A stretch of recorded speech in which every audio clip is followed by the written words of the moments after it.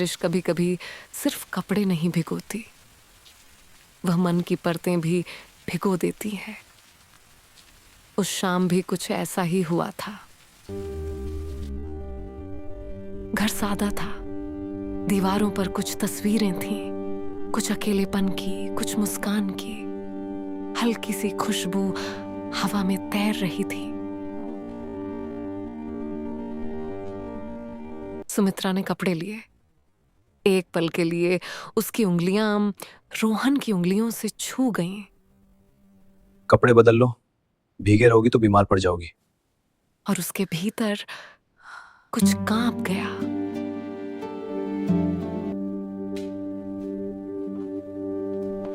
तौलिया उठाकर उसने धीरे धीरे अपने गीले बालों को सुखाना शुरू किया।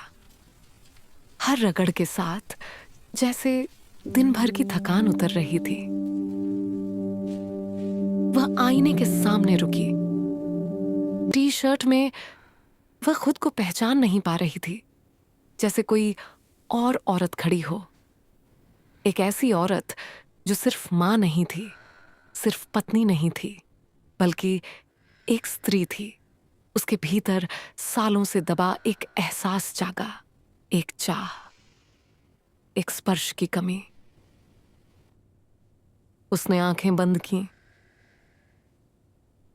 और गहरी सांस ली।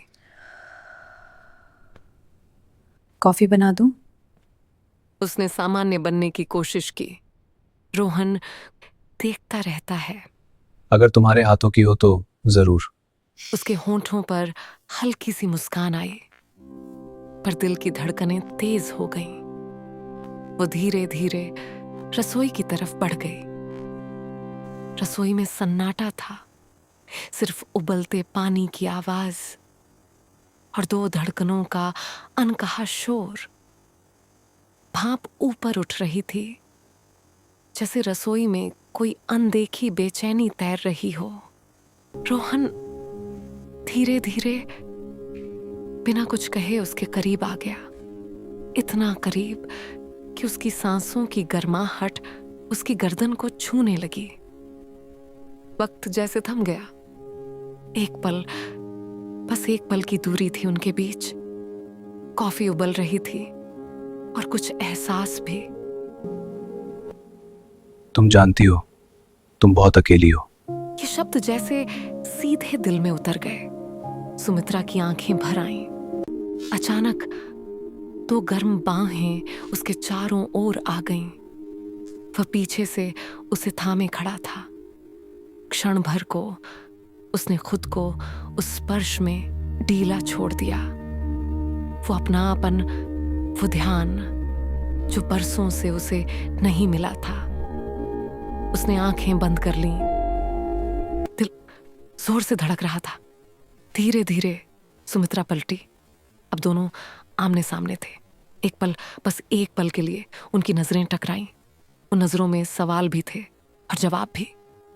रोहन ने बहुत हल्के से उसका चेहरा थामा और अगले ही पल उनके बीच की दूरी खत्म हो गई। वक्त जैसे थम गया। लेकिन उसी ठहरे हुए पल में सुमित्रा के भीतर कुछ टूटने लगा। एक चेहरा, एक रिश्ता, एक वादा उसकी आंखों के सामने कौंध गया। मैं शादीशुदा हूं, उसके भीतर की आवाज ने फुसफुसाया। उसकी सांस भारी हो गई। गिल्ट, पछतावा, डर। उसने आंखें खोल दी और अचानक उसने रोहन को हल्के से पीछे धकेल दिया। यह सही नहीं है। रोहन चुप था। सिर्फ उसकी सांसें सुनाई दे रही थीं। सुमित्रा दरवाजे की ओर बढ़ी। बारिश रुक चुकी थी। सड़क पर पानी की चमक थी। वह उसी कपड़ों में धीरे धीरे चलती रही। हर कदम के साथ उसके अंदर का तूफान शांत हो रहा था। सुमित्रा आज एक लकीर पार करते करते रुक गई थी।